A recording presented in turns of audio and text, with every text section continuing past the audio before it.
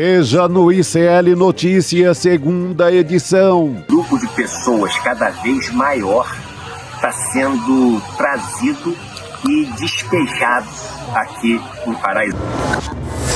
Hora do troco. Alexandre de Moraes responde à Justiça da Espanha que negou a extradição do bolsonarista Oswaldo Eustáquio. De golpista para golpista. Ex-presidente Michel Temer sugere que redução de penas pode ser solução para impasse entre poderes na anistia. Reação aos Estados Unidos. China convoca a reunião do Conselho de Segurança da ONU para falar de tarifas e acusa governo Trump de fazer bullying. China, first row. China, 67%. That's tariffs. O ICL Notícias, segunda edição, está no ar.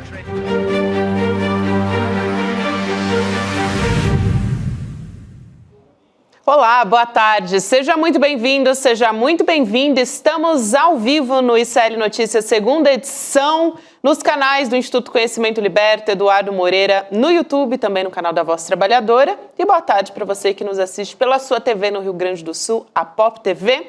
Chico Sarra, aqui em São Paulo. Boa tarde, querido. Boa tarde, Gabi. Boa tarde, comunidade. E boa tarde, Elô, lá em Brasília também. Elô chegando junto é a melhor coisa. Aí já fico feliz. Não vai esquecer de mim, né, Gabi? De jeito nenhum, Já Elô. tá ganha a noite. Já ganhei a noite. Vamos embora. Vamos embora continuar falando de anistia, né, Elô? A gente já tá quase com o pé no feriado. Algumas pessoas até já estão com o pé no feriado, mas a gente ainda não. O Congresso continua sendo... O assunto é a anistia, né? A tramitação de urgência para o projeto de lei que passou. Agora, tem gente que apareceu aí para dar palpite, né? Tem gente que não está no Congresso, Olha, mas e quando esse senhor aparece, alguma coisa acontece. Uma vez ele apareceu demais, aconteceu só um golpe. Quando o vampiro do golpe aparece, cuidado. Vamos ver o que ele disse. Eu adorei a chamada, gente, de golpista para golpista. É realmente a síntese do que a gente está vendo.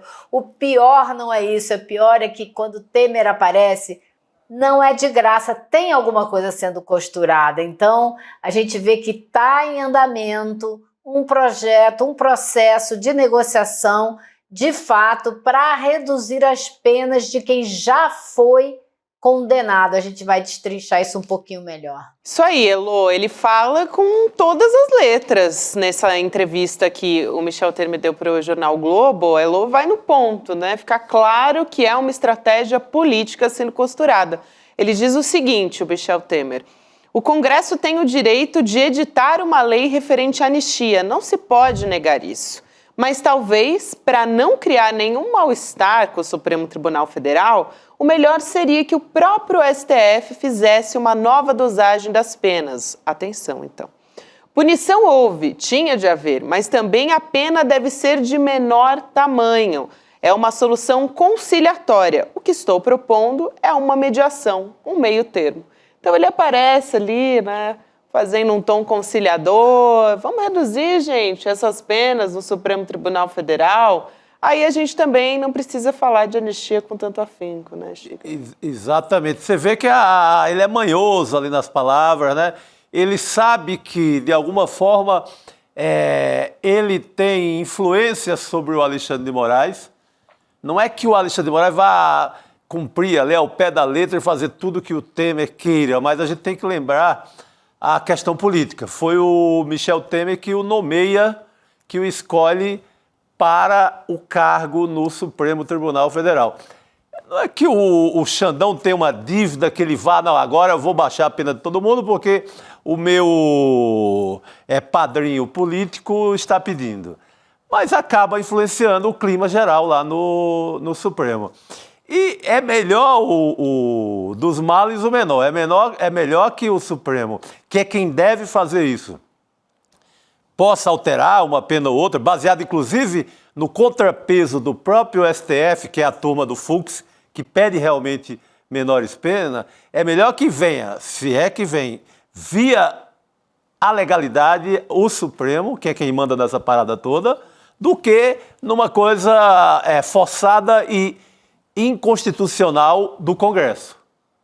É meio por aí, né, Elô? Eu acho que assim, tem várias peças se mexendo ao mesmo tempo, né?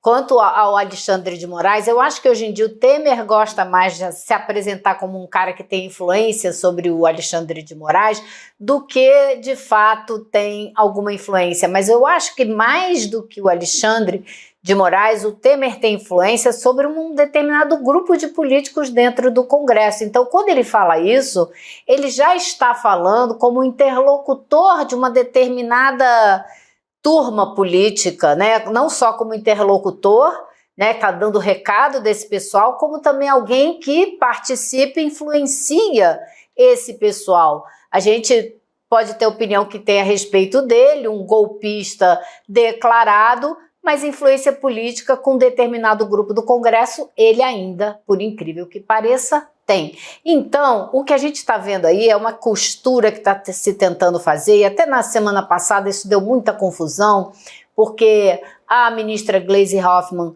mencionou isso, depois que o presidente da Câmara, Hugo Mota, também mencionou, né? Foi uma sequência. O Platô BR, né? A repórter Luciana Lima, conseguiu pegar uma fala do Hugo Mota no corredor, ele acabou falando mais do que devia e deixou claro que havia sim uma negociação entre o Congresso, a liderança do Congresso e o Supremo Tribunal Federal, com talvez participação até do Planalto, para que houvesse uma mudança das penas. E agora, em seguida, a ministra também falou disso. E a maneira como eles falaram foi estranha, soou super mal, como se eles estivessem resolvendo, junto com o STF, mudança de pena, que não existe governo, né, executivo e legislativo mudarem penas de processos que já foram julgados.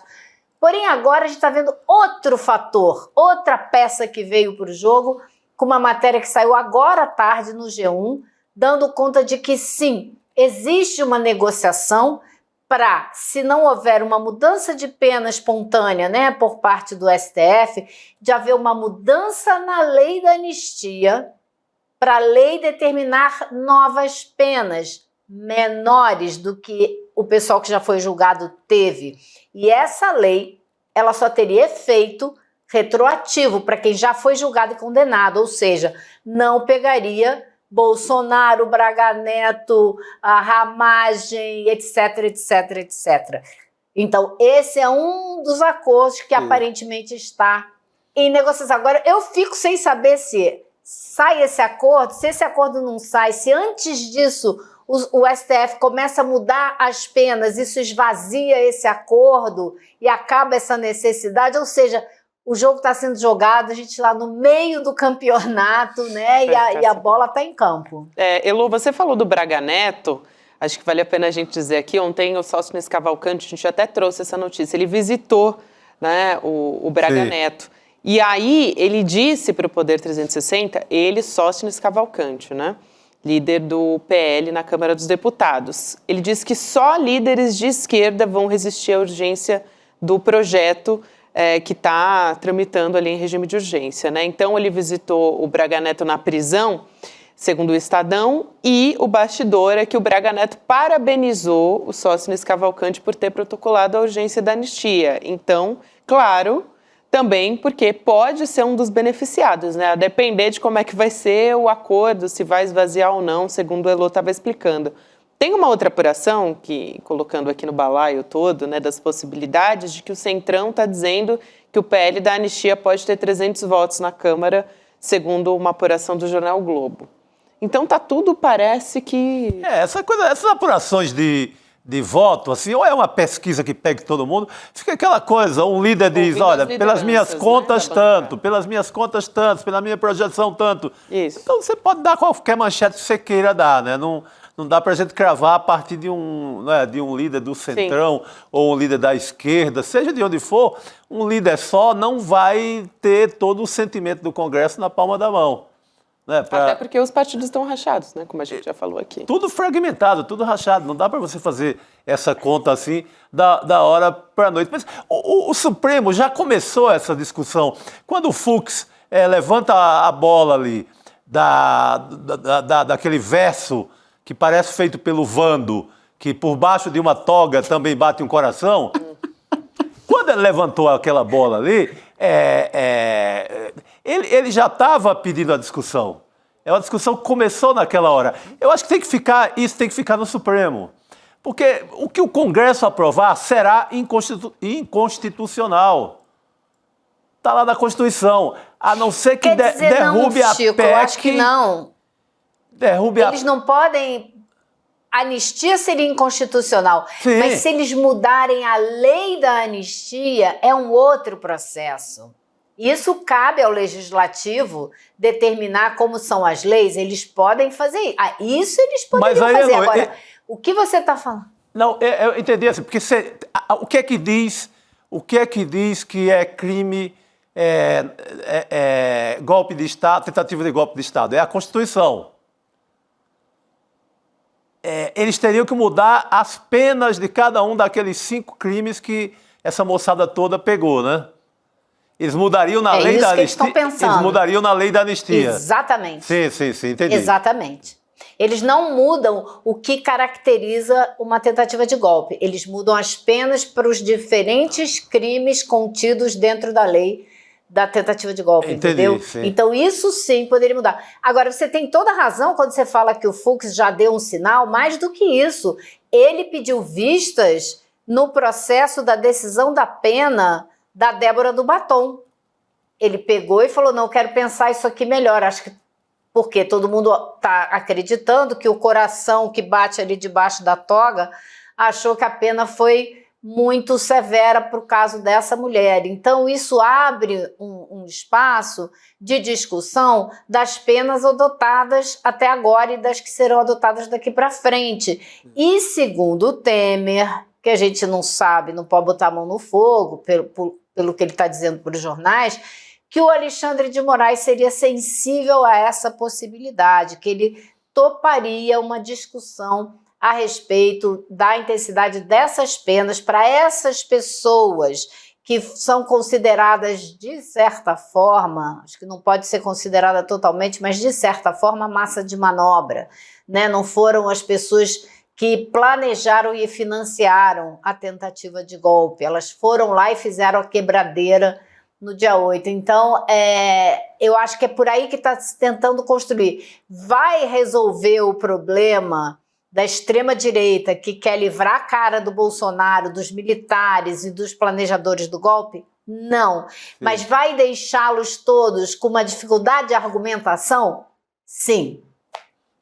Perfeito. Eu acho que essa estratégia também está na mesa, né? A gente vai continuar trazendo aqui as possibilidades. Semana que vem a gente tem o julgamento do Núcleo 2 e isso acaba também interferindo nos ânimos, né? Dá uma esquentada, porque agora a gente está ouvindo anistia. Da hora que acorda, da hora que dorme. Só ouvindo só isso. Ouvindo que foi só o batom, ouvindo que foi só a velhinha da Bíblia. Na próxima semana, a gente volta a ouvir aquelas histórias cabeludas e escabrosas do outro lado. A gente sai do feriado direto para o julgamento na terça-feira. Exatamente. A gente sai ali do sábado de Aleluia, tem o domingo de Ramos, na segunda passa todo esse sentimento cristão e a gente volta a ouvir outro tipo de história.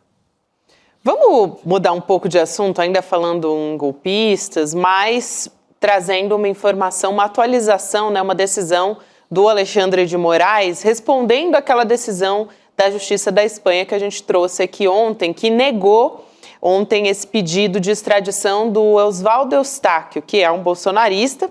O ministro Alexandre de Moraes decidiu interromper um processo de extradição de um cidadão búlgaro que teria cometido crimes na Espanha em 2022. Então, é uma resposta. Quem que é essa pessoa que entrou na história aí como uma resposta do Alexandre de Moraes?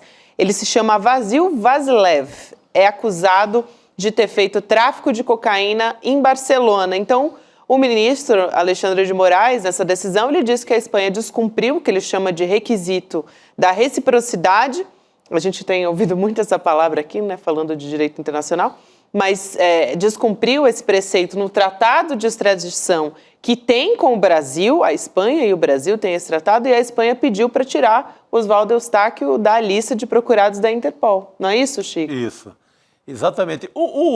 Eu vi essa matéria, esse caso, ele foi bem tratado com uma boa reportagem no jornal É o País, de Madrid. E eu fui ler essa matéria, que é uma matéria bastante completa.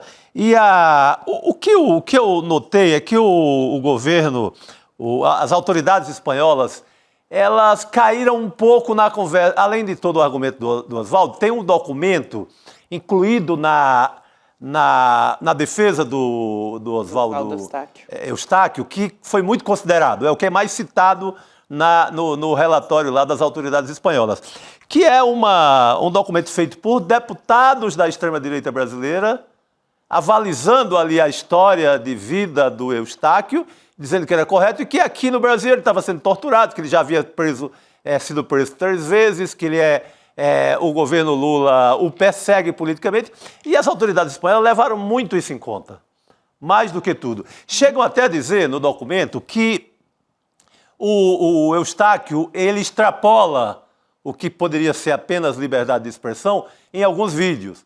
Fala que ele atinge as autoridades do Supremo brasileiro, reconhece até uma parte dessa coisa, mas levam muito em conta aquelas conversas da direita no Congresso. Como eles cuidaram bem da defesa, documentado com autoridades brasileiras, quer a gente queira ou não, um deputado brasileiro é uma autoridade brasileira. Está tudo lá na defesa do Eustáquio. Se eu sou um juiz lá da Espanha, eu não estou acompanhando a vida do Brasil todo dia. Eu pego aquele relatório, na prisão, sofreu uma tortura, voltou para casa todo arrebentado. Não sei. Se eu sou uma autoridade espanhola e que julgo 1000 casos daquele de traficante, de bolsonarista, desse povo todo, eu posso me comover com aquilo, achar o acordo entre Brasil e Espanha diz que quando envolver questão política deve-se olhar com a lupa maior e, se possível, proteger a pessoa que está pedindo asilo, pedindo a proteção. Então, é baseado nesse tratado que houve essa decisão e baseado muito no que foi dito pelas autoridades brasileiras e que o Eustáquio fez constar lá na documentação dele.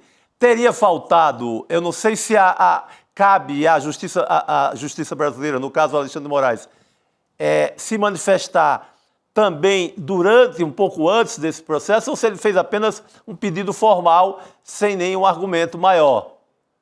Porque pelo argumento por argumento, o argumento que está lá do Eustáquio é infinitamente superior. Não sei se isso que me chamou muita atenção também. Eu não sei se houve uma defesa bem feita, uma preocupação de explicar melhor o que aconteceu no Brasil, o que foi o 8 de janeiro, como que isso foi preparado, o uso das mídias sociais para chegar nesse ponto, o papel do Oswaldo Eustáquio na difusão dessas mentiras que foram contadas. Então, a gente não tem a menor ideia se os 3 juízes que votaram por unanimidade lá na Espanha tem uma compreensão desse contexto todo. Me parece que caberia recurso, né, do Ministério das Relações Exteriores e do próprio Supremo, mas eu não sei agora com essa notícia, né, da decisão do ministro Alexandre de Moraes, me parece que o caso terminou num impasse que pode virar um impasse quase diplomático, porque ele tomou uma medida bastante dura e sem talvez ter dado tempo à diplomacia de atuar um pouco mais, né? Agora, me chamou muita atenção o fato deles terem ouvido e terem dado pra gente, eu acho que é isso que é importante, né, que você estava falando, Chico, pra gente que está aqui no Brasil e viu o que ele fez e viu o que as pessoas junto com ele fizeram na tentativa de destruir o nosso sistema eleitoral, né? De tirar toda a respeitabilidade que ele tem, que é respeitado no mundo inteiro.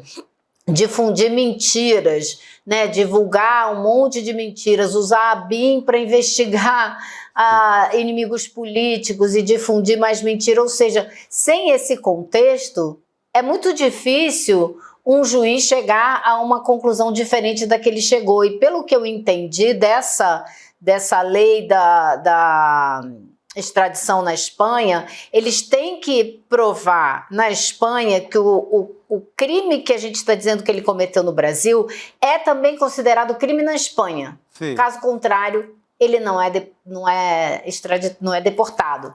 E eles consideraram que o que ele fez lá, sabe-se lá se eles entenderam exatamente o que ele fez, né? Mas se você tem, por exemplo, nos Estados Unidos, ele não seria deportado, porque não seria extraditado, porque o país que tem, né, a liberdade de expressão como valor absoluto, sem nenhuma preocupação com as leis e com as consequências, ele também não seria, né? O caso do Alan dos Santos, por exemplo, tem um pedido de extradição também do Brasil contra ele, né? Essa é a questão, mas aí nos Estados Unidos, então não dá para fazer um paralelo direto, claro, porque aí é uma outra legislação, mas de qualquer forma abre uma certa preocupação, né, de como estão tratando esses casos sem a devida contextualização que a gente tem aqui dos casos no Brasil, né? E Exatamente. A Justiça da Espanha ou não entendeu ou não considerou que crime de Estado é um crime mais grave, inclusive, do que o traficante búlgaro que eles querem de volta cometeu. Isso. A Justiça espanhola talvez não tenha não teve acesso à informação, não foi enviada para lá, a informação que é um crime previsto na Constituição, que é você retirar o Estado Democrático de Direito do dia para a noite. Aquilo é crime. Então, ficou muito ali que poderia, suposto crime, ficou muito distante para eles. Eu não sei se na questão jurídica tem direito a um recurso que possa provar tudo isso, Elu, ou se já era, uma vez julgado, o sujeito aí vai ser protegido e tudo bem. Eu entendi que haveria possibilidade do Ministério das Relações Exteriores, junto com a Justiça, entrar com algum tipo de recurso, mas eu posso estar equivocada. Agora, é impressionante, né? Porque uma pessoa que comete um crime de tráfico de drogas, quantas pessoas ela está prejudicando? Mas quem comete um crime que tenta abolir o Estado Democrático de Direito, está afetando a população inteira, o país inteiro. Sim. Né? Então, é totalmente desproporcional, é muito diferente. E é um caso que ainda se desdobra, que está em julgamento, né? Então, tudo isso tem um outro peso, com certeza, Elô. Eu quero trazer uma outra história aqui com você, que é sobre a BIM. É bastante enrolado, então acho que a gente vale dar uma contextualização aqui antes da gente discutir, porque amanhã deve depor na Polícia Federal o diretor-geral da BIM, que é o Luiz Fernando Correia. O que está sendo apurado pela Polícia Federal? Se ele obstruiu as investigações sobre o que chamavam de ABIN paralela ou ABIN de Bolsonaro, né? Durante o governo Bolsonaro, a atuação da ABIN. Ele também é suspeito, inclusive, de ter autorizado uma operação de espionagem sobre autoridades do Paraguai, que a gente já conversou aqui no ICL Notícias. Hoje saiu uma reportagem do jornalista Gui Talento, do portal UOL, de que um funcionário da ABIN disse para a Polícia Federal que o Alexandre Ramagem, que comandou a ABIN durante o governo Bolsonaro, ele não está mais, né, na ABIN, ele obrigou o Alexandre Ramagem que esse funcionário da ABIN carregasse joias do Qatar para o próprio Ramagem. Então, inclusive tem mais nessa história, assim, de que também imagens de drones da ABIN foram usadas para promover a imagem do Bolsonaro. Então, é mais um capítulo dessa história envolvendo a ABIN paralela ou a ABIN do Bolsonaro. Eu prefiro chamar de ABIN de Bolsonaro, né, porque não era como se existisse uma outra ABIN, mas sim que ela estava sendo aparelhada por essas pessoas. Então, a gente tem essa reportagem que saiu hoje no portal UOL, Elô, que é um agente da ABIN dizendo que foi obrigado a trazer joias para o Ramagem. Ele foi constrangido por uma assessora do Ramagem a levar esses 3 relógios de luxo do Qatar para o Brasil, para o Ramagem. E se ele fez isso, mesmo que forçado, ele cometeu um crime, né? Porque ele entrou no país sem declarar essas joias. E o Ramagem, questionado, disse que essas joias foram catalogadas e enviadas para o museu da ABIN. Agora eu te pergunto, se era um presente que ia ser catalogado e entregado para o museu da ABIN, por que tinha que vir de forma secreta, escondidinha, né? Não tem motivo. Então você declara que tem um presente dado pelo governo para a organização e vai entrar direitinho. Agora, então você tem aí várias coisas que aconteceram durante a administração do Ramagem, que hoje é réu, né? Se tornou réu naquele primeiro grupo golpista, se tornou réu no STF. Agora, o Correia, que é o atual diretor da ABIN, ele entrou na ABIN já sob muita suspeita, porque ele não é um funcionário de carreira. Essa é uma das grandes reclamações do funcionalismo da ABIN, das pessoas que estão lá, que fizeram concurso, que entraram, que trabalham lá e fazem carreira, de que você tem pessoas que vêm de fora e deturpam os objetivos da agência. Então, o Correia está sendo chamado a depor para saber se ele destruiu provas de uma investigação que estava acontecendo dentro da ABIN, para descobrir se houve desvio de função, se houve, né, crime cometido pelo Ramagem, se ele realmente montou uma ABIN do Bolsonaro. Ele criou, inclusive, um Conselho de Inteligência Nacional, o tal do CIN, que era o que a gente pode chamar de ABIN paralela, era a ABIN dentro da ABIN, para a qual só foram chamadas as pessoas de confiança dele, não foram as pessoas de carreira da ABIN. Então, quando o Correia tomou posse, já era uma coisa muito cheia de dúvidas, né? Inclusive a sabatina dele no Congresso, porque ele escolheu 2 subdiretores que foram muito questionados durante essa sabatina, apesar deles não estarem sendo sabatinados, porque você só pode sabatinar o diretor. Mas já existe, e eles 2 acabaram sendo afastados, né, por investigações. E esse inquérito, no qual ele agora vai depor amanhã, já devia ter terminado no ano passado, mas continua, deve estar muito perto do fim, mas ele agora vai ser ouvido porque a Polícia Federal quer chegar ao fundo desse poço, e pelo que a gente está vendo, pelas notícias que estão vazando, tem agente da ABIN, que com certeza é funcionário de carreira, que está contando o que sabe, porque, como eu disse, existe uma insatisfação muito grande dentro da agência com essas pessoas que vieram de fora e que ou montaram a ABIN do Bolsonaro, como foi o caso do Ramagem, ou talvez, essa é a dúvida, tenham criado as condições para que as provas dessa ABIN de Bolsonaro não existissem mais ou não viessem a público. Tem o Luiz Fernando Correia, né, que é o atual diretor da ABIN, ele vai prestar o depoimento, vai colher a Polícia Federal na semana que vem, o que também diz o Aguirre. Amanhã. Oi? É amanhã. Amanhã o depoimento dele. Desculpa, eu estou confundindo com o julgamento já. Mas a apuração, ela está na fase final, né, Lô, segundo diz o Aguirre Talento. E aí a suspeita é que ele tenha, o Luiz Fernando Correia, sob a suspeita de que ele tenha mandado apagar a prova, né? Destruir prova para dificultar a apuração de desvios nessa gestão do Bolsonaro, né? Na ABIN aí do paralelo. Então é por isso que ele vai ser ouvido pela PF. Ele mesmo, esse mesmo jornalista, né, que você citou, do UOL, ele também publicou uma matéria, essa história dos drones. O que o Ramagem fazia? Isso é o que eu digo, tem gente que trabalha lá, que é funcionário de carreira, que está pé da vida com as coisas que aconteceram lá dentro. Então ele mandava drone para motociata do Bolsonaro, isso, aquilo outro, eventos com muita gente do Bolsonaro, onde ele tinha que usar os drones, supostamente, para verificar se o esquema de segurança estava funcionando direito. Só que, na verdade, ele pegava... aí está a sabatina do diretor da ABIN, que deu muito pano para manga, mas aí o que ele fazia? Ele pegava as imagens feitas pelos drones da suposta checagem da segurança e botava nas redes sociais dele promovendo a campanha eleitoral do Bolsonaro. E os agentes ficavam muito irritados porque estavam usando o trabalho do serviço de inteligência, que não poderia nem ir para lugar nenhum público, como arma de campanha. Então, assim, absolutamente tudo errado. Nossa, como arma, virava propaganda, né? Era para fazer a segurança, né? Inicialmente, sendo usado como ferramenta de propaganda. Aproveitava o pacote completo, já que o drone foi lá e filmou, usa para propaganda eleitoral.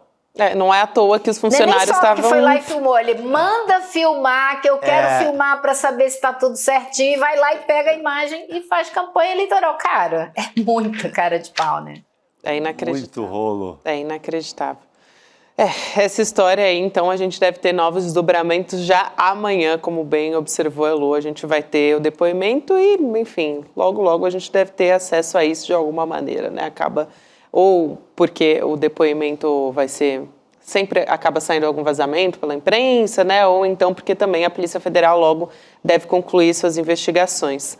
Agora, Elô, amanhã também, além de ter o depoimento à Polícia Federal do diretor-geral da ABIN, a gente vai ter também uma semana, olhando aqui de volta para o Congresso, né, para Brasília, mas para o Congresso a gente tem uma semana que o deputado Glauber Braga está fazendo greve de fome dentro da sala, né, do Conselho de Ética, que decidiu, enfim, quer cassar, né, o mandato dele. A Sâmia Bonfim, que é a esposa dele, também é parlamentar, ela disse que o Glauber, ela tem visitado sempre o Glauber, né, Elô, e ela disse que ele está bastante abatido, está um pouco fraco, tem muita gente visitado o Glauber, a Elô vai poder contar muito melhor do que eu, mas o que a gente sabe é que ele recebeu a visita do neto do deputado Rubens Paiva, né, que foi morto e torturado durante o período da ditadura militar. O Chico Paiva foi visitar o Glauber, também ele recebeu a visita de ministros, a ministra dos povos indígenas, a Sônia Guajajara, também o Paulo Teixeira, do desenvolvimento agrário, além, né, de grupos de lideranças que estão fazendo ali, Frei Beto, Leonardo Boff, enfim, lançaram um manifesto de apoio ao Glauber. A gente tem até um trecho aqui em que esse manifesto diz o seguinte: tem mais de 30 lideranças cristãs assinando esse manifesto. O seu ato de enfrentar seus algozes, suas mentiras e hipocrisias é valoroso. Sabemos que é preciso uma força extraordinária para nos manter de pé diante dos absurdos. E a gente trazendo também as imagens, né, dessas conversas, dessas visitas. Elô, qual foi a última vez que você também conversou ali com o deputado? Eu sei que você está acompanhando muito de perto essa situação. Você está vendo, só para você reparar, quem está ali é o Paulo Teixeira abraçando o pai do Glauber, tá? O pai do Glauber, que chegou tem 2 dias, porque ficou muito preocupado e falou, vou ficar de olho nele. Ele me disse, vou ficar de olho nele porque você sabe como ele é, né? Eu falei, não, eu não sei. Ele falou, não, ele não vai dizer quando ele não estiver bem. A gente é que tem que ficar... Ele ainda fez assim para mim, ó, tem que ficar de olho nele direitinho. Mas é isso, ele está cercado de... O pai, a Sâmia, os amigos e companheiros de partido e de luta... Tem muita gente acompanhando e torcendo pelo Glauber, dando apoio a ele. Pelas minhas contas, são pelo menos ali uns 9 ministros do governo Lula já passaram por lá para dar apoio a ele. Sem falar nos movimentos estudantis, né, nos movimentos sociais, esse culto ecumênico que houve também em apoio a ele. Então é muita coisa, muita mobilização. E amanhã vai ter uma grande live para falar dessa situação, onde várias pessoas vão participar, cada um vai falar um pouco, inclusive o nosso Eduardo Moreira vai participar, eu também vou participar, vai ter vários outros ativistas também, influenciadores, uma par de gente. Então vai ser um grande momento assim para todo mundo avaliar um pouco o que está acontecendo, por que se chegou a esse ponto, o que pode ser feito agora, por que ele optou por essa decisão. Então, acho que vai ser um momento importante para a gente tentar fazer com que mais gente entenda o que está acontecendo, por que essa greve de fome, por que Glauber fica. É isso, então Muito amanhã só reforçando, né? O ICL vai transmitir ao vivo a partir do meio-dia esse ato de apoio ao Glauber, direto lá da Câmara dos Deputados. Você também vai participar, né, Lu? E o Eduardo Moreira também, aqui do ICL, tem muita gente que vai engajar, comunicadores, influenciadores e jornalistas também. Elô, obrigada por hoje, a gente se vê em breve, querida, valeu. A gente se vê depois do feriado, porque amanhã é quinta-feira e eu tô de manhã não é nenhum. Opa, Certíssima, boa noite, certíssima. querida. Bom feriado, querida. Bom descanso Tchau. pra você. Valeu. Tchau pra vocês também. Rodrigo Viana agora com a Olha o gente, homem aí. né? O homem chegou. vem aí. Aí, o Chegou homem O vem. homem gente. vem aí. Amanhã, pra mim, já é feriado. Só queria te dizer isso. É por isso que ele tá... Ele Você chega percebeu que ele tá até mais leve hoje, humilhando. né? Ai, ai. Já tá até mais leve, já com o pezinho no feriado, Chico saca o pé nas férias. Só eu que tô Não aqui. deixa ele ficar tão Só leve eu que tô assim. aqui. Amanhã vou estar aqui, ó, abandonada por vocês dois. Meu Deus do céu. Abandonada por vocês dois. Mas olha, Rodrigo, um dos assuntos que você tratou no Urgente hoje, que até é a nossa chamada aqui do ICL Notícias segunda edição, é de como o partido do Ciro Nogueira, né, o PP, apresentou uma emenda reduzindo a alíquota, gente, Sim. do imposto mínimo sobre a renda dos milionários. Olha só, de 10% para 4%. Cumprindo a promessa que ele fez naquela conversa. Nós mostramos aqui com exclusividade, né? Aquele papo amistoso entre o Ciro Nogueira e a turma da Faria Lima, dentro de um auditório do BTG aqui em São Paulo, em que ele, entre outras bobagens, né, que ele falou ali, ele fez muita torcida, né, dizendo que o governo Lula tinha acabado, que ele nem seria candidato à reeleição, que era até para o pessoal não bater muito, senão o Lula caía antes da hora, né? Mas ele também disse, olha, não tem como não votar a favor da isenção para quem ganha até 5 mil, mas a gente pode melhorar essa compensação dos ricos, porque é isso, essa que é a preocupação deles. Para você reduzir quem ganha, para você acabar, né, com o imposto de quem ganha até 5 mil, você tem que cobrar mais de quem ganha bem, É muito. isso. Ele quer uma proposta que é quase inversamente proporcional a beneficiar os mais pobres, né? Então, o governo ele quer isentar Isso.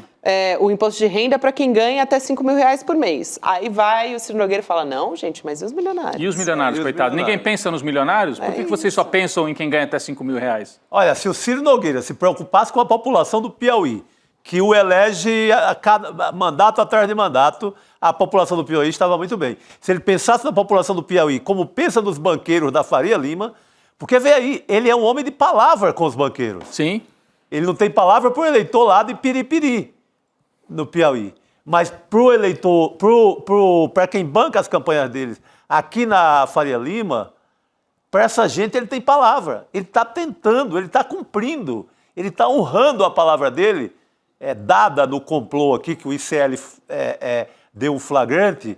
Ele está honrando dia a dia lá na Câmara. Ele luta, ele sua pelos banqueiros. Olha, e aí ele participando de um outro evento com o pessoal de mercado financeiro, ele virou interlocutor, né, do bolsonarismo com o mercado financeiro, até porque o Paulo Guedes sumiu, né? O Paulo Guedes está onde, hein? Está aproveitando o dinheiro que ele colocou em fundos fora do Brasil. Dele aqui no nosso chat. Onde está Paulo Guedes? Podia participar do debate aqui sobre isso, sobre a taxação. Ele quase virou sócio desse mesmo grupo aí que recebe o Ciro Nogueira, que é do grupo dos Justos. Ah, do Roberto Mas Justus. aí eles desfizeram, chegou a ser noticiado em jornais de economia, como Valor, etc. Ele ia integrar esse grupo, acabou não fechando lá com o aprendiz, os Justos, não sei onde ele está formalmente. E aí, na Mas ausência que está do ganhando muito dinheiro onde estiver, Deve não tenho dúvida. E aí, na ausência do Paulo Guedes, Gabi, o interlocutor do bolsonarismo com o mercado financeiro tem sido o Ciro Nogueira, né? Está aparecendo toda hora aí para fazer, enfim, previsões apocalípticas sobre o Brasil, previsões que interessam especialmente a ele, né? Porque daí coloca a turma dele de volta na ideia dele, né? Possibilidade de voltar ao poder. É isso, gente, mas é grave, né? É grave, a gente já adiantou que essa história seria realmente colocada e foi. Ele anunciou e cumpriu. Conversou com a Faria Lima, deixou tudo ali no esquema. Eu acho curioso e é grave porque hoje mesmo o governo Lula lançou um alerta sobre o problema das contas públicas para 2027. Não é para agora. 2025, 2026, está tudo razoavelmente organizado no orçamento federal, mas em 2027, é uma história meio complicada, mas os precatórios voltam a entrar na conta federal do orçamento. Lembra que até o Paulo Guedes também tirou o precatório da conta e tudo para conseguir fechar as contas, fechar, né, o orçamento. Em 2027, você volta a contar esse dinheiro gasto com precatório no orçamento. E aí fica muito mais curto aquele espaço para o governo manobrar nas contas. E nesse momento, você não pode abrir um outro rombo. Como é que você fica propondo, não, vamos isentar para quem ganha até 5 mil? Vai tirar de onde, né? E vai tirar de onde? Essa que é a questão. Essa turma quer tirar a BPC de quem ganha pouquíssimo. Vamos tirar Quer de quem acabar. tem menos. Bolsa Família é esmola, eles Tirar de diziam, quem tem né? menos. Eles diziam. Agora, o Bolsa Família faz girar a economia. Agora, na mão dos milionários, eles querem deixar o dinheiro. Já paga imposto demais, né? Os milionários. É isso. Bom, e a gente traz aqui a atualização a respeito disso, de como essa proposta vai andar também, porque isso é importante, né? A partir daí, da tramitação, né? Na mão do Arthur Lira. Está na mão do Arthur Lira, o relator. Estamos bem, né, gente? Estamos bem, é isso. PP preocupado com os milionários, mas a gente quer trazer uma outra situação aqui também, que é muito importante, que os moradores do bairro de Paraisópolis, aqui em São Paulo, que eles estão enfrentando aqui em São Paulo, o Edu Moreira esteve lá, apurou uma denúncia de que a gente tem centenas de pessoas em situação de rua em diferentes partes da cidade de São Paulo, que estão sendo levadas para Paraisópolis, esse bairro que eu comentei. Literalmente estão sendo despejadas lá. Então, também estão sobrecarregando o serviço de saúde, moradia, saneamento básico, enfim. A gente tem essa reportagem do Eduardo Moreira, que ele gravou lá em Paraisópolis e a gente vai assistir agora. Vamos lá?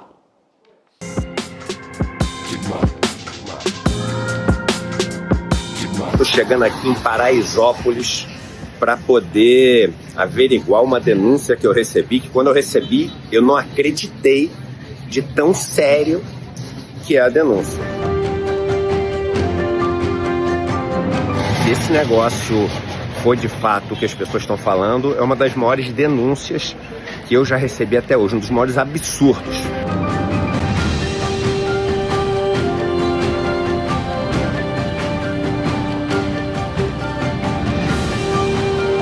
A denúncia é de que um grupo de pessoas cada vez maior está sendo trazido e despejado aqui em Paraisópolis. E eu abordei um deles e ele falou que ele estava no centro. E ele veio pra cá. Só que Centro ele tá de São Paulo? Centro de São Paulo. Só que ele tá com o pé bem machucado, tipo, andando bem devagar, né? E ele falou que veio de lá, recentemente. Pessoas em situação de rua, dependentes químicas, a maior parte delas, e que estão sendo tratadas que nem lixo que está sendo recolhido e depositado aqui, ou seja, Paraisópolis também está sendo tratado como um lugar de despejo. A gente está do lado do Parque Paraisópolis, onde essa população está crescendo e as pessoas fingem que não estão vendo. E isso virou um problema para dentro do território e será um problema para um território como um todo.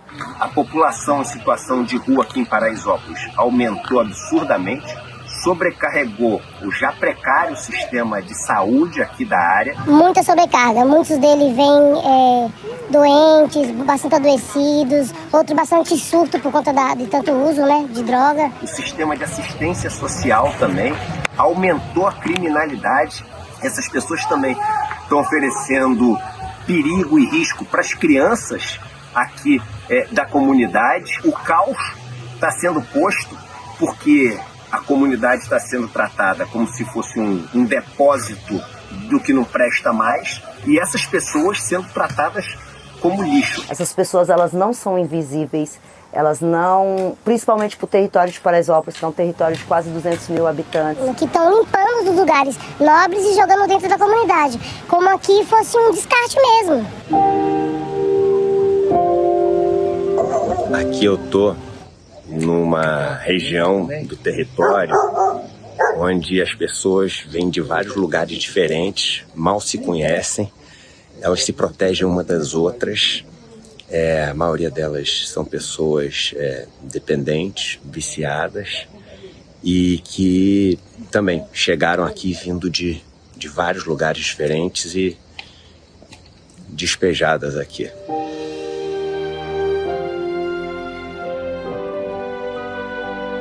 Se a gente não educa as crianças de comunidade, os jovens de comunidade, para que eles possam pensar no futuro deles, para que eles possam investir no futuro deles, basicamente é esse o território que eles vão ter a vir a morar no futuro. Se a gente não mantém essas pessoas educadas, esse é o final delas e não é isso que a gente quer e que a gente espera. Não só para Paraisópolis, mas para esse país. A gente precisa da sua ajuda como um amigo, como um parceiro, para a gente resolver esse problema e principalmente para a gente montar um polo educacional dentro de Paraisópolis para que essa população invisível para o Estado não aumente. Vamos chamar o Eduardo Moreira para conversar sobre esse assunto com a gente. Edu, boa noite. Tudo bem, Gabi, Chico, Rodrigo? Tudo bom, Edu? Realmente, assim, o que eu vi em Paraisópolis me deixou assim, muito triste e revoltado, indignado. Porque tem tantas camadas de absurdo nesse negócio. Primeiro, o seguinte, estão tratando essas pessoas que nem lixo, ou seja, vamos enfeitar o centro, vamos enfeitar aquele outro bairro de bacana, sei lá, Higienópolis, Jardins, vamos enfeitar esse lugar. Faz o seguinte, tira o lixo que está na rua e, por lixo, entenda-se aqueles sacos pretos que tem com um monte de coisa e as pessoas que estão lá junto. Então, estão tratando essas pessoas igual lixo mesmo, pegando e depositando. E são pessoas que vivem uma questão, gente, de doença, uma questão de saúde. São pessoas que elas estão em outro lugar, elas são dependentes. E todas machucadas, cheias de ferida no corpo. E aí vem a outra camada, que é o seguinte, depositar em Paraisópolis. As pessoas acham o seguinte, se é favela, não tem problema. Se é favela, é morador de rua, favela, tudo a mesma coisa. É assim que as pessoas estão tratando. Gente, olha só, a comunidade que é mais pobre, ela não é depósito do que não presta. As pessoas vivem com... Ali é o povo trabalhador que vive com um monte de dificuldade e aí tem um monte de questões que as pessoas não têm ideia. Eu também não tinha, antes de começar todas essas minhas viagens, que é, por exemplo, nesses lugares, as crianças, elas andam o dia inteiro nas ruas, elas têm que andar desde 4, 5 anos de idade, elas já fazem tudo sozinho, porque a mãe está trabalhando, o pai sabe-se lá quem é, ou quando sabe também está trabalhando, e a van escolar não chega na porta da casa das pessoas. Você não consegue, nos becos, nas vielas ali, você tem que andar até ali onde passa, né, a van escolar. Gente, os pais estão morrendo de medo das crianças, porque elas têm que passar em frente a vários desses lugares onde esses caras estão sendo jogados e morando. Ô Chico, a parada é tão séria e tão grave que eles que chegam lá, esses dependentes, esses moradores em situação de rua, eles estão morrendo de medo um dos outros, porque um rouba o outro. Aí eu vi um dos caras ali no final, onde eu mostro aquele lugar super pobre que eu tô falando mais baixo, né? Eu tinha um cara ali completamente, né, assim, alterado e ele começou a conversar comigo, uma hora eu consegui conversar com ele, e ele falou o seguinte, me roubaram R$400. Só que o cara, ele mora aí, cara, no meio, você não consegue nem identificar uma casa, porque não é uma casa, não é um barraco, não é nada, é um monte de plástico com lixo junto, ele mora dentro desse negócio, e entraram e roubaram R$400. Eles estão revezando para ficar sempre um da casa acordado, para não poder, para os caras não serem abusados, maltratados, roubados. Então, assim, é inacreditável a gente ter uma gente que perdeu completamente toda a noção de dignidade, de humanidade, etc.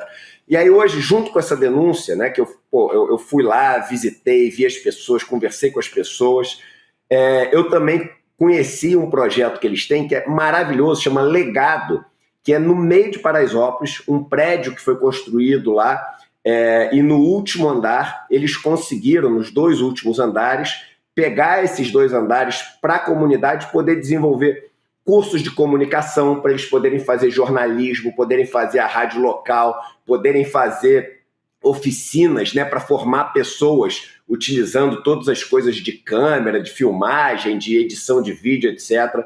Querem ali também fazer uma escola de informática, uma escola de negócios para ensinar negócio de contabilidade, de informática, de Excel, ferramentas de negócios. Só que tem outro problema. Quem está chegando ali com tudo, cara, são os Brasil paralelos da vida, são as corretoras, os bancos, que estão querendo, primeiro, fazer uma lavagem social do nome deles na favela que fica ali no centro da região nobre de São Paulo, para parecer de bonzinho, e implementar essas ideias de Pablo Marçal, desses caras que são de extrema-direita, ali para criar um núcleo dentro da comunidade cada vez maior. Então eu falei, não, cara, deixa a gente ajudar vocês, cara. A gente quer ajudar vocês com essa denúncia, mas quer ajudar vocês também com uma campanha para vocês poderem arrecadar recursos e poder botar essa escola para cada vez ficar maior, ajudar mais gente, mas com uma cabeça boa, entendeu? Cabeça de solidariedade, cabeça de construir sempre no coletivo, em vez de cada um querer se destacar sozinho. Não, vamos fazer um negócio legal, a gente põe o CL para botar aqui cursos, disponibilizar para o pessoal também. Então a gente começou hoje, tá, uma campanha de arrecadação, que é a nossa campanha de Páscoa no ICL. Já arrecadamos, acabamos de ultrapassar mais de 100 mil reais. Eles precisam de R$500 mil, né? Vamos tentar o máximo que a gente consegue aqui no ICL ao longo de toda a Páscoa. Mas já conseguimos mais de R$100 mil desde de manhã, começou hoje de manhã, e estamos quase conseguindo 1.000 pessoas. Eu fiz questão de ser o primeiro a doar, eu doei R$5 mil. O pessoal do ICL está todo mundo doando, o Demore doou R$1.000, o Rafael Donatiello, sócio também, fundador do ICL, doou R$3.500. E, cara, a gente está assim, muito, muito, muito afim de poder, que nem a gente fez em Belo Horizonte, que nem a gente fez lá com os Guarani Caiovás em Dourados, que nem a gente fez em Foz do Iguaçu, ali no Paraná, que nem a gente fez em vários lugares ajudando indígenas, sem terra, etc. A gente, o pessoal da ocupação de BH, a gente quer aqui em São Paulo também deixar o nosso tijolo, deixar a nossa marca, sabe? Deixar a energia dessa nossa comunidade de ajuda, que eu acho que é o que o ICL faz de mais diferente de todo mundo. A gente fala, luta, critica, denuncia, etc., mas vai lá, pisa o território junto com as pessoas, ouve o que eles estão falando e ajuda na comunidade. A gente deixa a marca que faz diferença para frente. Então eu queria convocar todo mundo que está nos assistindo, não somente para doar o valor que vocês puderem, porque qualquer valor que a gente doa, a gente já se engaja na parada, entendeu? A gente já se preocupa, a gente já fica acompanhando as notícias. E a gente se envolve com o negócio, né? Bota no jogo, o americano chama de skin in the game, né? Bota a pele ali no jogo. Mas não só isso. Ajudem a gente a divulgar isso como uma campanha de Páscoa. A gente fez uma aqui pro Padre Júlio também, linda, uma vez com o negócio do frio em São Paulo, e a nossa comunidade ajudou muito. Então tá aqui, ó, icl.com.br/ajuda. Peço para todo mundo que está aqui doar. Quem doar, escrever nos comentários para incentivar para os outros. Já doei, já não sei o quê. E tem gente que eu vi hoje durante o dia falando, cara, eu tô sem R$10 para doar, mas, cara, eu vou me comprometer a divulgar para um monte de gente. Então é isso que eu queria pedir pro pessoal, cara. Vamos deixar a nossa marca de novo e mostrar que o ICL faz a diferença. Ô Edu, uma questão assim, tem ideia de quem é que está promovendo, né? Você falou, essas pessoas são levadas para a comunidade de Paraisópolis, quem não é de São Paulo, né? É aquela grande comunidade popular que fica encravada ali no Morumbi, né? Ao lado de prédios luxuosos, aquele bairro Rodrigo, é aquela imagem que é utilizada para mostrar como o Brasil é desigual. É o símbolo. Que é o grande edifício e a favela embaixo. A favela do lado. Aquela foto clássica que já entrou até em abertura de novela, aquela foto clássica. Mas, Edu, a gente tem ideia de quem é que está promovendo isso, né? Levando essas pessoas que provavelmente são tiradas das regiões centrais de São Paulo e levadas ali para Paraisópolis. É um grupo organizado. Eu sei que você entrou nisso hoje, então talvez não tenha todos os detalhes, mas tem uma pista, já se sabe. O que a gente pode dizer sobre isso? Olha só, em primeiro lugar eu botei a imagem no nosso grupo do jornalismo aí do WhatsApp para o pessoal colocar, porque eu até tirei uma foto desse prédio ali de dentro, né, de Paraisópolis, para mostrar por outro ângulo. Eu até mostro para vocês depois, quando eu passar a palavra para... Olha aí, tá aí ó, na tela para vocês. Sim. É isso aí, né? Exato, o prédio com piscinas e quadras de tênis, cara, e do lado, a galera passando esse perrengue, tá vendo esgoto correndo ali na viela que tem ali, e caos. Mas, Rodrigo, tudo isso é muito delicado para a gente poder falar. Por quê? Você viu que vários rostos estão borrados ali, entendeu? Porque as pessoas com quem eu conversei, a gente alterou a voz das pessoas, porque a gente está falando de pessoas que têm medo de ter represália da polícia, de ter represália até dos órgãos de prefeitura e etc. Que ele fala, vocês estão falando isso? Então agora a gente não vai fazer mais nada aqui na comunidade. Então tem um monte de cuidados que a gente tem que ter, e tem que tomar cuidado também de não pegar e apontar, sei lá, é a prefeitura, é o Tarcísio, etc., sem você chegar e ter ali a prova de que é. O fato é, e aí eu acho que nem a gente também que tem que fazer essa apuração da prova, do não sei o quê. Tem órgãos competentes para isso, tem Ministério Público, tem um monte de gente que pode fazer um negócio desse. Mas o fato é, gente, as pessoas estão sendo levadas e deixadas lá. Esse cara que ela estava citando, o cara saiu do centro da cidade, o cara está com o pé todo machucado e apareceu em Paraisópolis. Ele não foi andando do centro da cidade para lá. E ele, assim, essas pessoas não ganham nada estando ali, porque elas chegam e ficam, vocês viram, do lado do esgoto, ali em Paraisópolis, junto do lixo, que é onde elas conseguem ficar, porque elas estão de forma, não é assim, né? Ah, favela, você chega e tem um lugar porque você é pobre, então você vai morar na favela. Não é assim que funciona, não. As pessoas não têm noção, entendeu? É um lugar onde os trabalhadores moram, onde a casa que eles têm, eles construíram ao longo de um tempão, todo mundo ajudou para construir, as pessoas moram lá há 20, 30, 40, 50 anos, onde as famílias todas se conhecem, apesar de ter mais de 100 mil pessoas que moram em Paraisópolis. As pessoas sabem quem é de lá e sabem quem não é de lá, entendeu? Então, você está vendo, esse é um dos outros lugares. Do lado do parque, aliás, atrás dessa mata que você está vendo, só mansão gigante, né?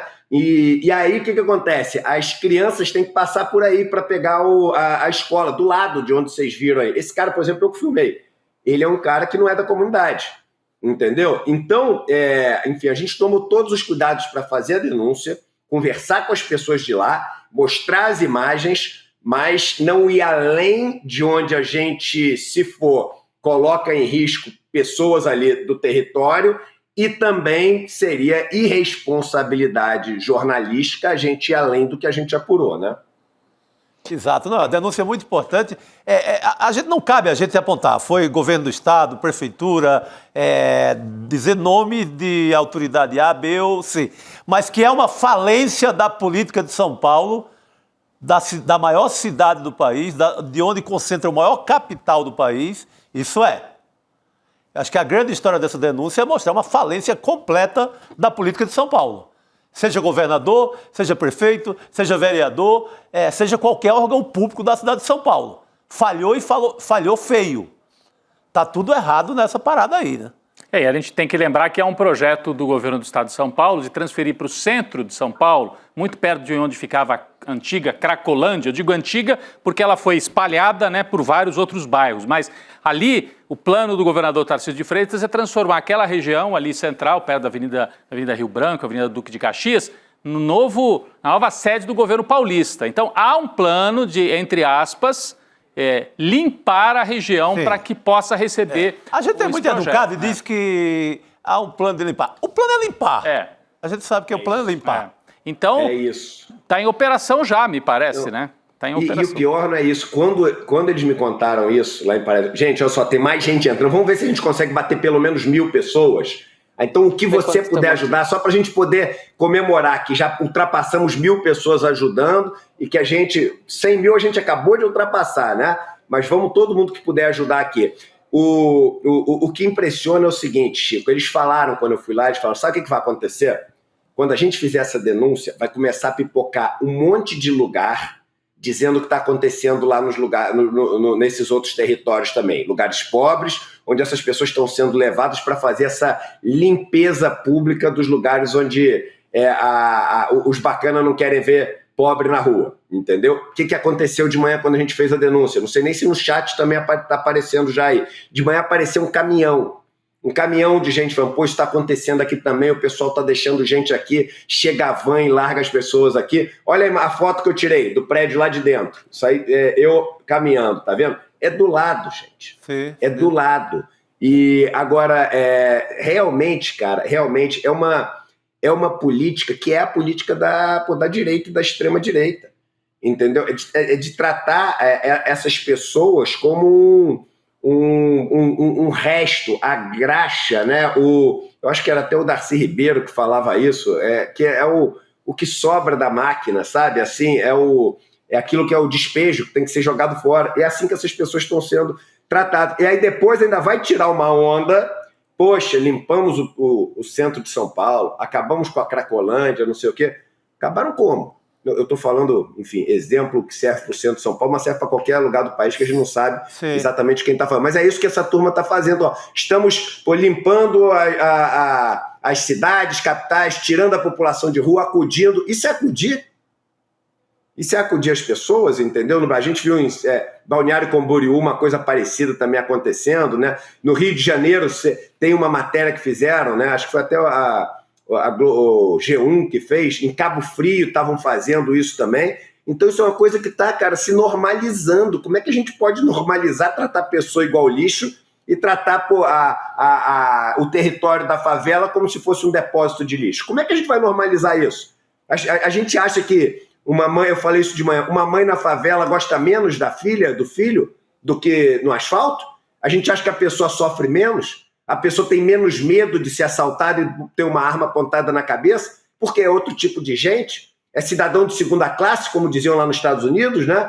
Pô, é gente igual a gente, irmão, pelo amor de Deus. E diria até o seguinte, muito mais digna do que muita gente que mora no asfalto e tá lá só, enfim, tocando a vida com o que herdou. A galera lá não tem como herdar nada, não. Só ganha a vida trabalhando e metendo a cara, entendeu? E agora não pode ficar em casa tranquilo. Não pode ficar em casa tranquilo porque o território está virando depósito, entendeu? Daquilo que a sociedade vê como lixo. Tem que tratar essas pessoas com saúde pública adequada. Tem que, dar para esses dependentes uma estrutura. Porque, assim, é muito sério que essa turma vive. Não é chegar lá, então vamos tirar de lá e botar em outro lugar. É gente. É gente. Entendeu? É gente que, tem assim, uma família, que tem sonhos que foram destruídos, que tem que merecer uma segunda chance, entendeu? De poder se reencontrar na vida. Tem que ser cuidada. Tem que ser cuidada, pelo amor de Deus. Então eu queria, já que a gente está nessa época de Páscoa, entendeu? Virou a campanha de Páscoa do ICL, da nossa comunidade. E eu queria pedir para todos vocês mandarem nos grupos de WhatsApp, chamarem as pessoas para... Eu estou chamando todo mundo aqui, estou fazendo um monte de postagem, vou fazer uma daqui a pouco da minha rede social para agradecer que a gente ultrapassou os 100 mil, entendeu? Mas é muito importante a nossa comunidade se envolver com isso. É muito bom porque a gente tem um crescimento das pessoas em situação de rua no Brasil inteiro, em São Paulo muito mais, e não vai resolver o problema. Não. Separar a Cracolândia não resolveu o problema, a gente continua, na verdade, só diluiu o problema para a cidade inteira e as pessoas em situação de rua continuam, essa população crescendo cada vez mais, né? Quer dizer... E a solução, Gabi, que se tem, essa reportagem do Edu mostra, assim, da forma mais evidente do mundo, a solução da direita e da extrema-direita, dos chamados conservadores, que querem conservar isso, a solução deles é fazer esse tipo de limpeza. Vamos jogar lá na favela, que lá é lugar também de imprestável. Vai, né? Porque não trata o problema, então não vai parar de crescer. Exatamente, mas eles querem esconder, maquiar a onda é essa. Desde o Carlos Lacerda, no Rio de Janeiro, que elas faziam isso. Né? Eu estava lembrando de outro episódio da ditadura aqui em São Paulo, muito sério, que a limpeza foi feita pegando todos os meninos de rua, levando de caminhão e saltando no interior de São Paulo. Uma cidade que a Camanducaia... Camanducaia é já em Minas, eu fiz reportagem sobre isso. A operação foi feita durante a ditadura pela turma do DOPS. É a repetição de operações da ditadura, essa operação de Paraisópolis. Soltaram os meninos nus em Camanducaia. Na Fernão Dias, em Camanducaia, já na divisa com Minas Gerais. Vamos mandar embora do estado de São Paulo. Exatamente. Descarregamos para Minas, descarregamos em Minas. Sabe quem cuidou dos meninos lá em Camanducaia?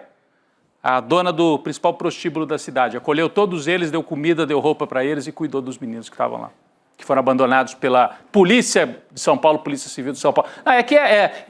É um método, né, que é usado. O método é esse. O único recurso que eles têm é esse. Aí depois fica conversa bonita em horário eleitoral, né?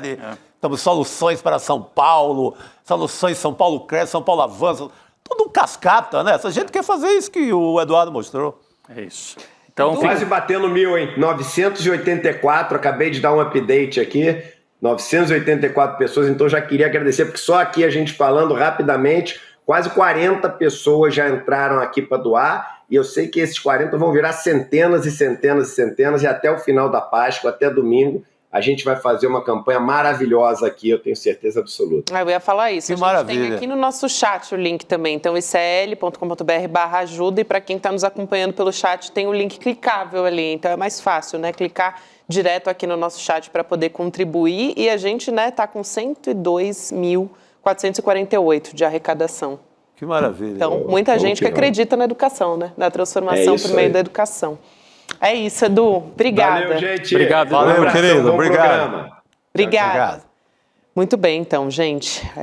A gente deixa aqui o nosso link para você poder contribuir para formar os jovens e adultos nas carreiras aí. Então, tá vendo? É uma Operação Paraisópolis, né? O Chico lembrou desse caso de Camanducaia. Chico, muito eu ganhei o prêmio jornalístico fazendo reportagem. Então foi você, rapaz. Fazendo uma reportagem sobre isso. Não, lembrando, porque o caso é dos anos 70. Sim, não, mas tem reportagem depois. Então a gente fez uma reportagem recontando, é uma história terrível. Havia uma campanha dizendo que São Paulo estava com muito, na época se chamava de trombadinha no centro da cidade. Sim, que fez a polícia... Na época eles adaptam ao seu tempo, né? Exatamente. Então a polícia foi lá, recolheu essas crianças, esses meninos, colocou num ônibus, não disse para onde ia levar, botou na estrada, quase 100, e soltou, tirou a roupa e soltou. Agora vocês saiam. E soltou os meninos sem roupa no meio da estrada, lá na divisa de São Paulo com Minas Gerais, em Camanducaia. Então isso ficou marcado. Depois fizeram reportagem, a gente recontou a história de alguns desses meninos que, muitos deles sobreviveram, viraram depois profissionais, foram trabalhar, mas ficaram traumatizados por essa história. Imagina você ser a Operação Camanducaia, agora a Operação Paraisópolis, denunciada pelo Edu Moreira. Agora a gente tem que depois ir buscar, né? Quem é que está fazendo isso? É algo organizado? É algo organizado? Tem uma associação, enfim, quem é que está promovendo isso, né?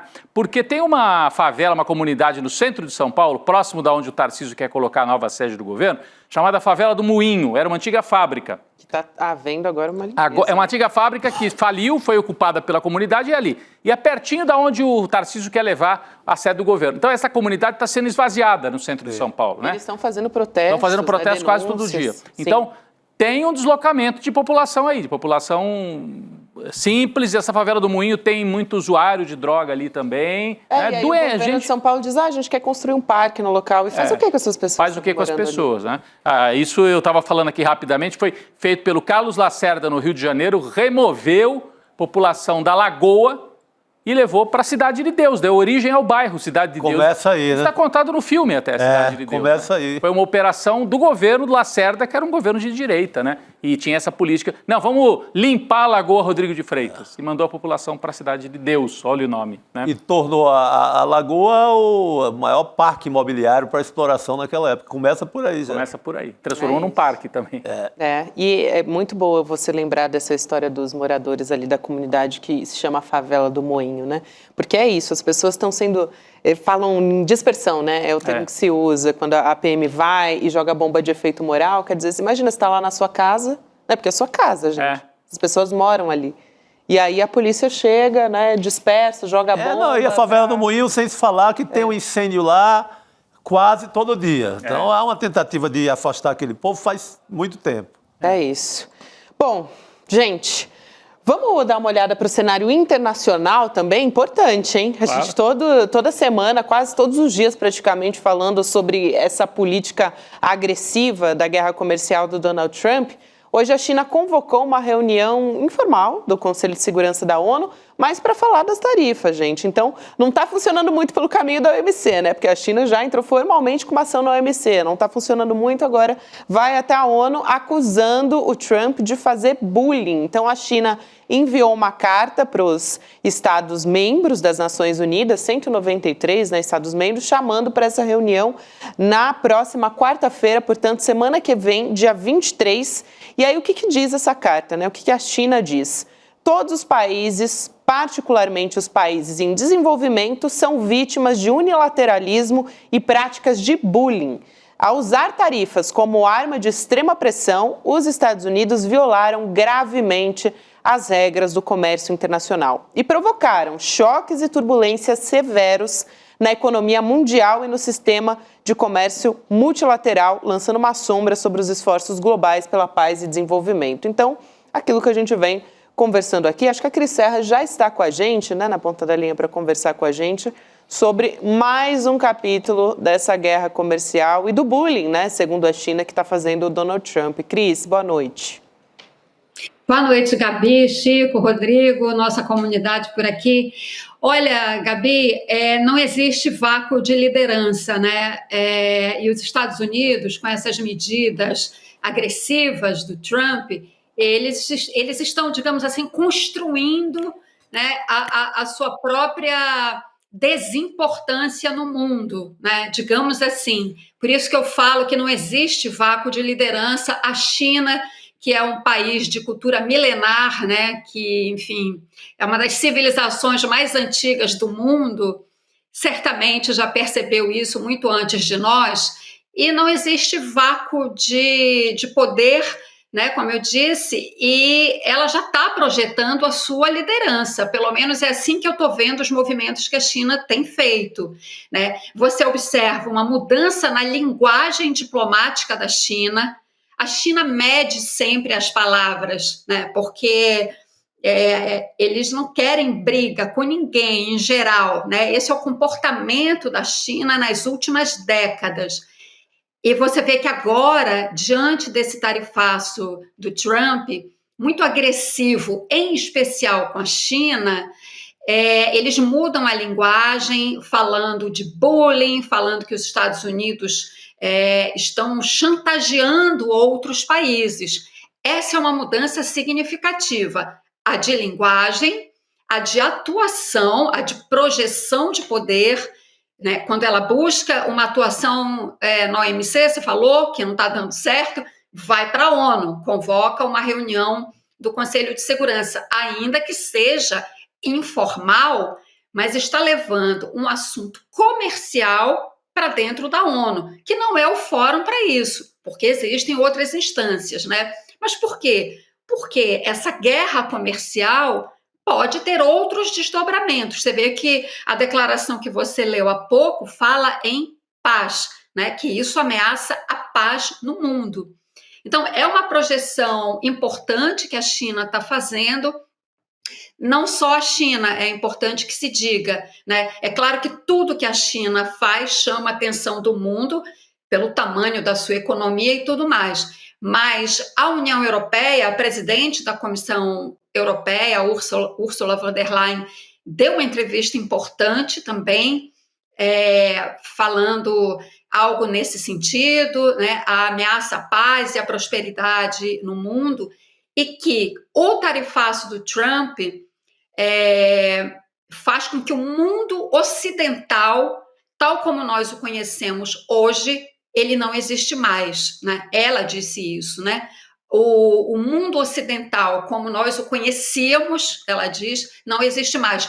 Coisa que o primeiro-ministro britânico também disse poucos dias atrás. Ou seja, é de fato uma mexida, né, na ordem mundial, com implicações que mesmo esses líderes não conseguem ver exatamente qual o desfecho desses desdobramentos, mas como eu disse no começo, a China está claramente se projetando, fazendo uma projeção de poder dentro desse desarranjo da ordem mundial, que eu acho que hoje em dia nenhum analista de geopolítica no mundo hoje arrisca dizer o que vai acontecer, né, qual será o desfecho, quais serão, na verdade, os desdobramentos dessa guerra comercial. Ô Cris, a gente tem também uma nova etapa, a gente falava semana passada, se eu não me engano, porque toda hora a gente tem uma atualização, né, das multas, das taxações. Então a gente toda hora está mudando. Agora os Estados Unidos vão taxar em 124%, agora é 245%. Então chegamos agora a essa decisão dos Estados Unidos de aplicar tarifas de 245% contra determinados produtos da China. A gente tem como resultado de novas retaliações, portanto, essas tarifas aí que são promovidas pelo Trump, né? E em setores estratégicos para tentar justamente atingir a China muito fortemente, né? Tecnologia da informação, fabricação de máquinas automatizadas, robótica, veículos de energia, né? De nova energia, equipamento de aviação, voo espacial, são setores que são bastante importantes e estratégicos da China para que o Trump tenha, vamos dizer assim, ele grita mais alto, né? Ele tenta, assim, negociar, mas a China está dizendo, olha, negociar não, né? Ele está pressionando para que a China aceite negociar com ele mediante as condições do que ele quer ali, né?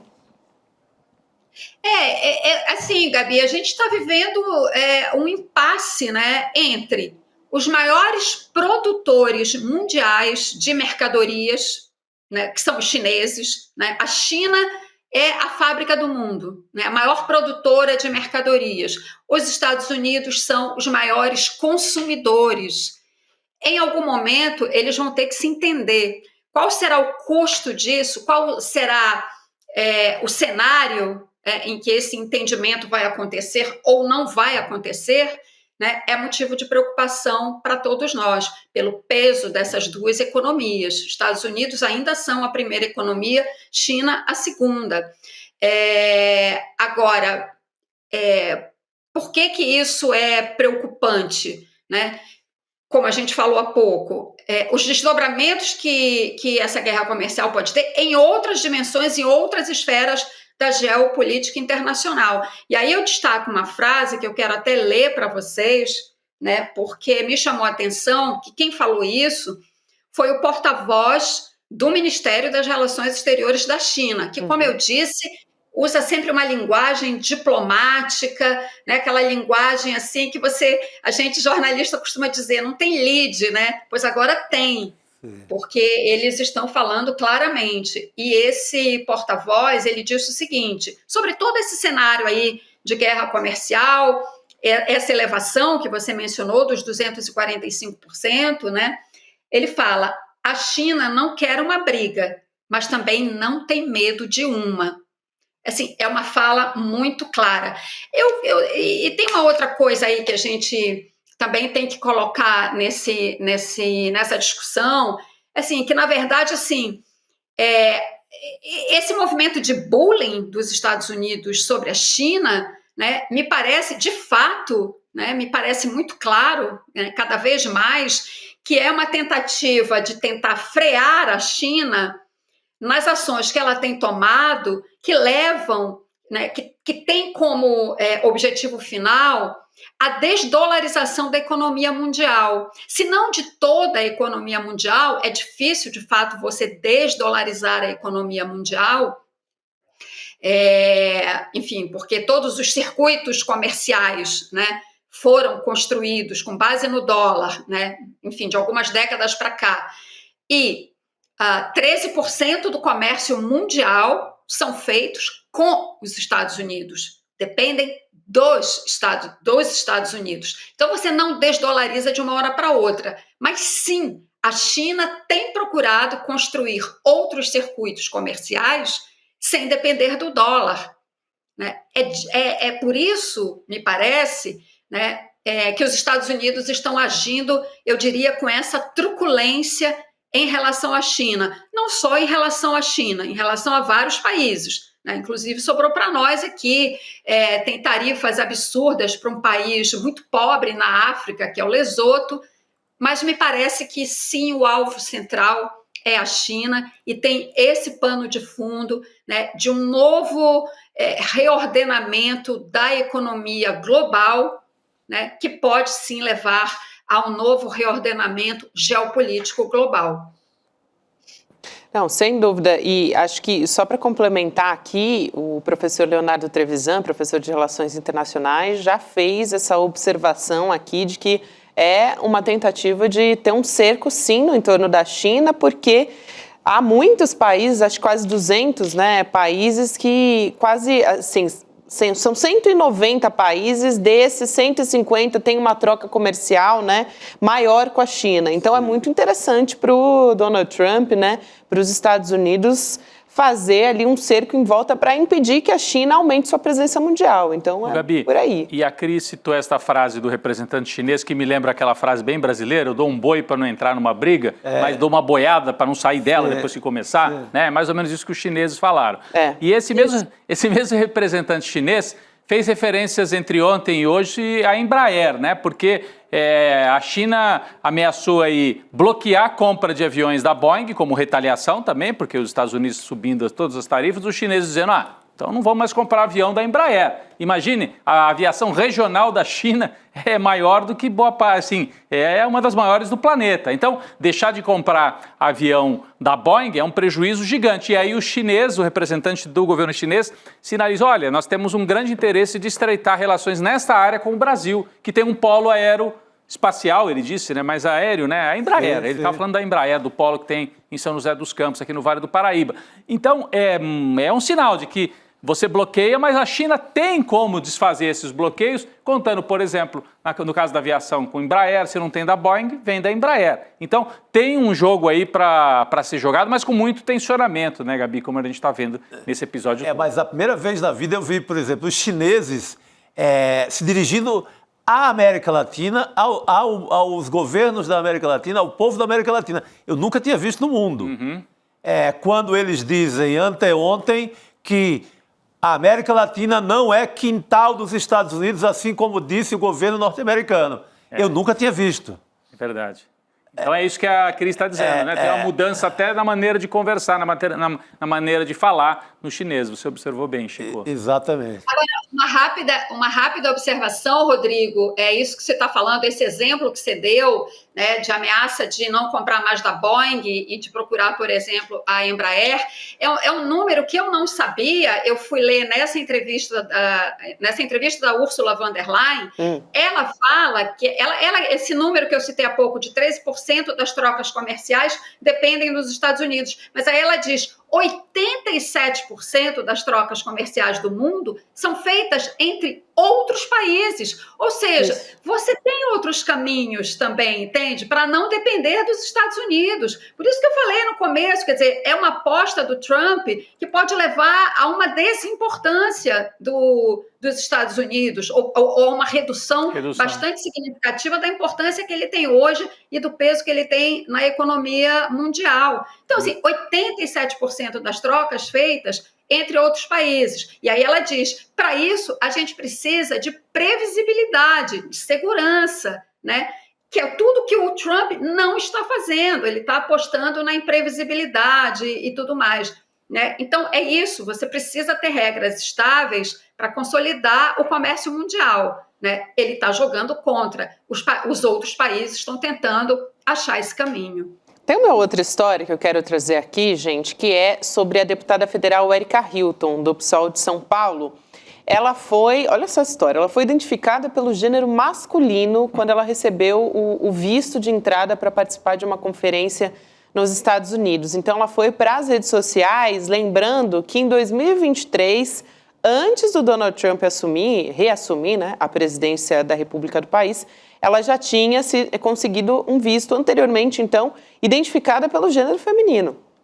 Essa mudança, ela tem tudo a ver com a política do Donald Trump, né? De que já publicou a Casa Branca banindo termos como gay, lésbica, transgênero, LGBTQ dos sites do governo, enfim, e também querendo alterar projetos que estão ligados, né, ao governo, influenciando até no setor privado também, porque quando você faz isso, as empresas falam, bom, para que eu vou seguir, né, políticas de diversidade se o próprio governo dos Estados Unidos não segue? Mas, enfim, o passaporte da Erika Hilton, ele foi solicitado diretamente pela Câmara dos Deputados, portanto, oficialmente, ela viajou em missão oficial, e aí ela foi para as redes sociais, falou, eu fui, sim, classificada como do sexo masculino, entre aspas, pelo governo dos Estados Unidos, quando fui tirar meu visto para ir à Brasil Conference, na Universidade de Harvard, no MIT.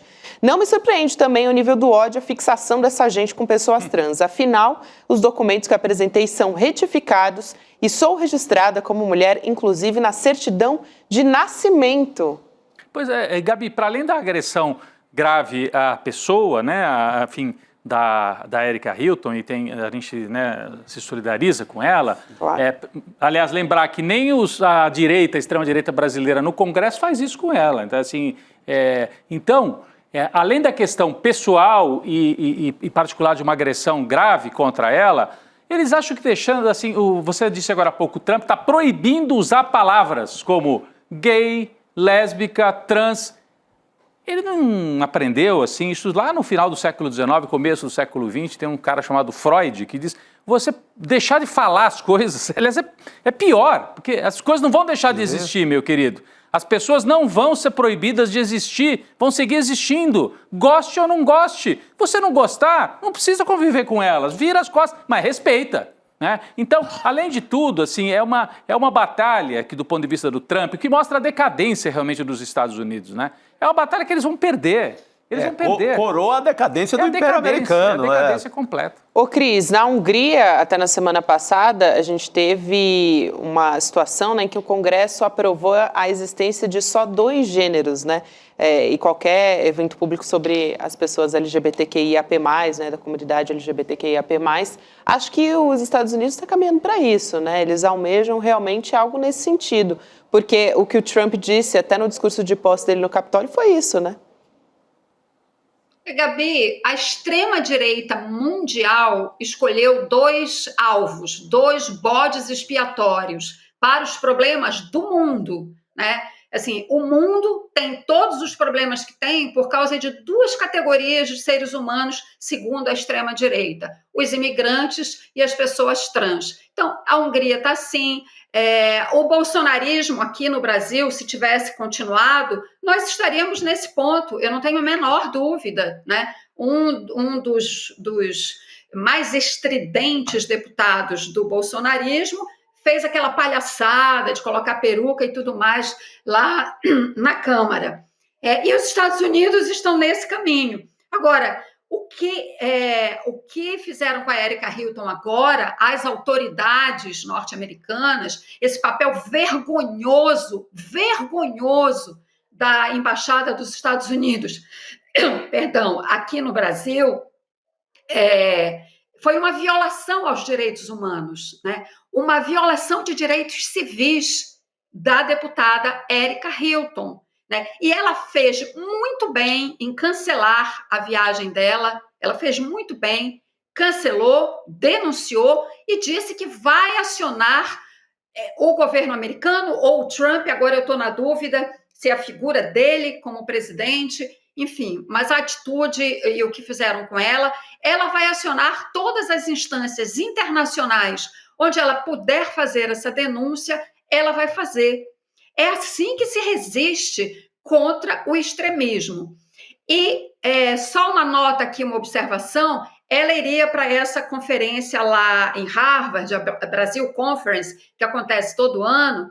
Harvard, a universidade que também está sendo chantageada pelo Trump e que não se dobrou, diferentemente de outras universidades norte-americanas que se dobraram, se ajoelharam e extinguiram suas políticas de diversidade, entre outras exigências que o Trump fez.